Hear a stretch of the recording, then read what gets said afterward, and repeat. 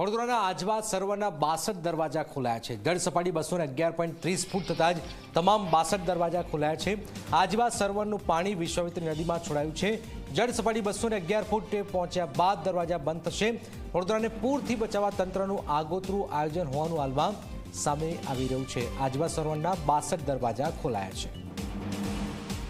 ઉપરવાસમાં ભારે વરસાદના કારણે ચોમાસામાં પહેલી વખત આજવા સરોવરના 62 દરવાજા ખોલીને પાણી છોડવામાં આવી રહ્યું છે। ત્યારે કયા પ્રકારની સ્થિતિ છે તેના માટે વાત કરવા માટે આપણી સાથે છે વડોદરા કોર્પોરેશનના સ્થાયી સમિતિના ચેરમેન ડૉક્ટર શીતલ મિસ્ત્રી સાહેબ, તેમની સાથે વાત કરીશું।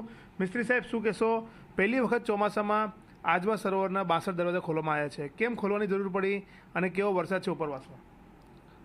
હાલ ચોમાસાની સિઝનમાં ઉપરવાસ એટલે કે પંચમહાલ જિલ્લો અને આજુનો જે કેચમેન્ટ એરિયા છે પાવાગઢની આસપાસનો વિસ્તાર, એમાં છેલ્લા 48-72 કલાકમાં લગભગ 4 ઇંચ જેટલો વરસાદ પડ્યો છે, જેના લીધે આજવા સરોવરની આવકમાં વધારો થતાં આજવા સરોવરની સપાટી 211 ફૂટને વટાવી અને 211.35ની આસપાસ પહોંચતા તંત્રને સૂચિત કરવામાં આવ્યું કે જો 211 ફૂટની ઉપર દરવાજા ખોલી નાખવામાં આવે તો મોટી માત્રામાં પાણી સુરત નદીમાં છોડી શકાય, જેથી કરીને આપણે 211થી નીચેની સપાટી લાવી શકીએ।